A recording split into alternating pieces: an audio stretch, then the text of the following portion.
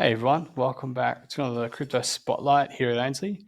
Today we're going to be talking about the interesting world of NFT lending and delving into what it is, what are the different platforms we can use, why we would use it, and what are the advantages and disadvantages of the different ways of lending in the NFT space. So before I actually get into it, I just would like to talk a bit about why it's important and why NFT lending is just bigger than JPEGs, which is like what it's currently used for, right? Everyone just thinks of like pictures of monkeys as NFTs, but really they have a much larger use case. At Ainslie, we have our gold, silver pirates, which are backed by gold. So there's kind of a physical floor price to the NFT. But even on a larger scale, for example, you can turn the big advantage of NFT lending is imagine being able to turn something like concert tickets, right, into actually being able to get a loan for that. So you turn your concert tickets into an NFT and then you put them on like a liquidity pool and you actually get stable coins or Ethereum in exchange for the concert ticket. And then when you want to go to the concert, you just pay back the loan and then you can go to the concert.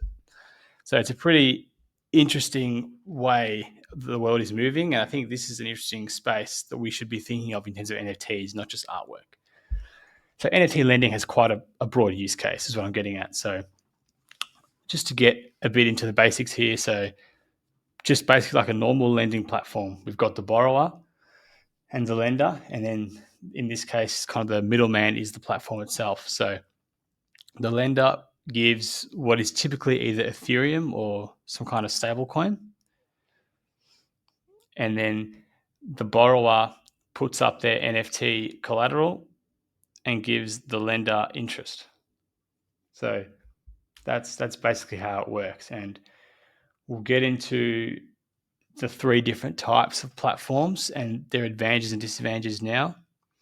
So the first one is the biggest NFT fi. It's on the most volume out of any.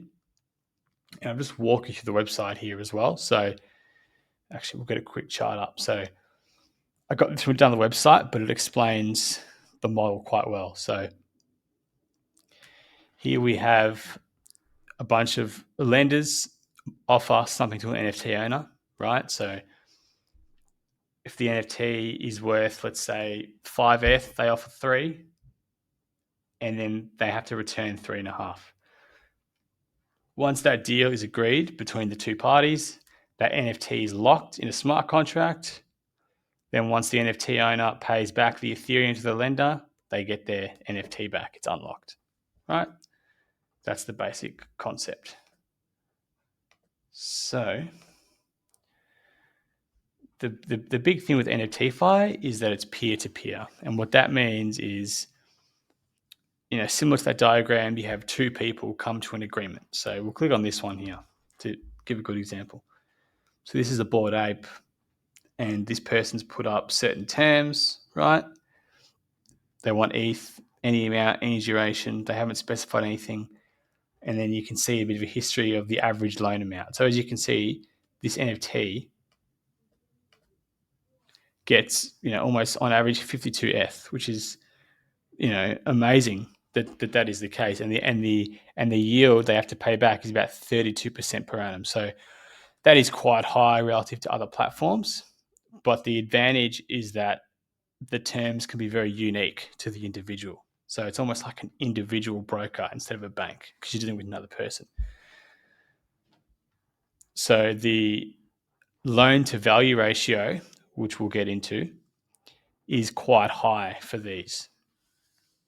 The loan to value ratio just basically compares what the project's floor price is, or the previous price for this NFT probably is the better one, versus what loan they can get. So the higher that means you can get a higher loan relative to the price. So that's better for the NFT owner that wants the loan. So that's how it works. They've got lots of interesting data here. Average loan amount, average APR, a bunch of other stuff here. You can use duration and all these different things. And so that's the first peer-to-peer model that we have. It's a lot more individualized, a lot very tailored. It's held in an escrow contract, which is where no one actually has access to the NFT. And then once the borrower repays the loan plus interest, the NFT is released back to the borrower. So now we'll go back to the next one, which is BendDAO. This one had quite a big kind of scandal recently in that there was a bunch of Bored Apes that were on its platform that got liquidated. So there is a bit more instability with it. So keep that in mind when you're using the platform. The platform is safe as far as I know, but there have been some people that have put some loans in, and the system hasn't worked out the best so far. Like anything, none of this is financial advice, but just something to keep in mind. But this is kind of a whole new way of borrowing and depositing NFTs. So we'll get into it here. So how this works is this is what we call like a liquidity pool for NFTs. So people deposit Ethereum, and we'll walk through it a little bit here. They deposit Ethereum to earn that annualized yield of 7.56%, which is a combination of Ethereum rewards and their own Bend token rewards. You deposit Ethereum into the pool, and then you get that reward. And where this reward comes from, right? This isn't some Ponzi scheme. There's a real yield that goes. Where this reward comes from is because people deposit their NFTs into here, and they get Ethereum return, and they have to pay interest. So that's where the money kind of comes from. So the advantage of this is it has quite high liquidity. Not liquidity, sorry. Very high. You could call it liquidity, but also just ease of kind of use and instantaneous money. So if you have, CryptoPunk, for example, straight away, you don't have to negotiate like you do in this one, right? Peer to peer, you don't have to negotiate set terms or ask for offers. You can just deposit it and you can earn yield. So these are all the collections they're working with at the moment, and you can see their yields and their floor price. So with BendDAO, it's 40% LTV. So unlike the peer-to-peer model, which is negotiable theoretically as much as you like, BendDAO is limited to 40%. So floor price of almost 80, you get about 31 that you can borrow, which is roughly, give or take, about 40%. So that's the second one. The third model is more of an OTC model, and this is something that is used more by people who aren't necessarily as comfortable with the Web3 landscape and MetaMask and doing all this stuff. So they can do it through like a broker, Nexo. The big advantage of Nexo, actually, I was going through, is their borrowing rates, which are quite low, 12 to 15%, compared to BendDAO, which is 31, and this, which is 32 for a blue chip NFT, and a lot higher if you go for lower level NFT. So that's the advantage. It's only 12 to 15, but their max LTV is 10 to 20. So, if you want to be riskier, you should go for the peer-to-peer. This is a lot safer and a lot more of a lower APR. So we'll just go into a quick summary now that I've kind of a good way to think about all this and the three different types. So LTV, the big sticking point, up to 100%, even more in NFT Fi. 40% on BendDAO and 20% on Nexo. If I were to rank them in terms of liquidity and how easy it is to kind of get money for an NFT or to, get a loan, it would be BendDAO number 1, NFT Fi number 2, and then Nexo number 3. And the reason for Nexo being so low is because there's a custodian, right? Nexo holds your NFT, which gets us to the next one. They hold your NFT, so it's a lot slower of a process than if it's just a smart contract to get your NFT back. So very low liquidity ranking for Nexo.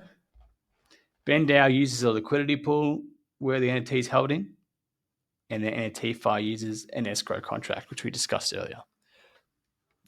To give a rough APR estimate, 12 to 15 for Nexo, which is quite low, but again, because of the low loan to value ratio. NFT Fi, difficult to say. because it does vary across NFTs. But so Bored Apes are about 30, but if we go to a different one now, let's say we go to Goblin Town.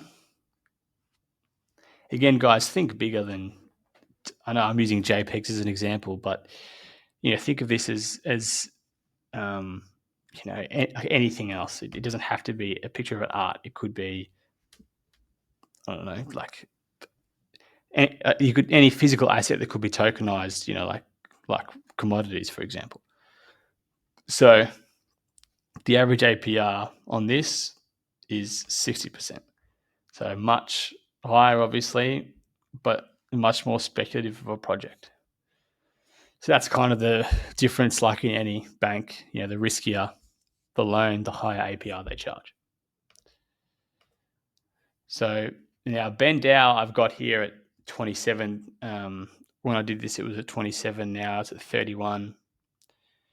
But the kind of unique thing about Ben Dow is that,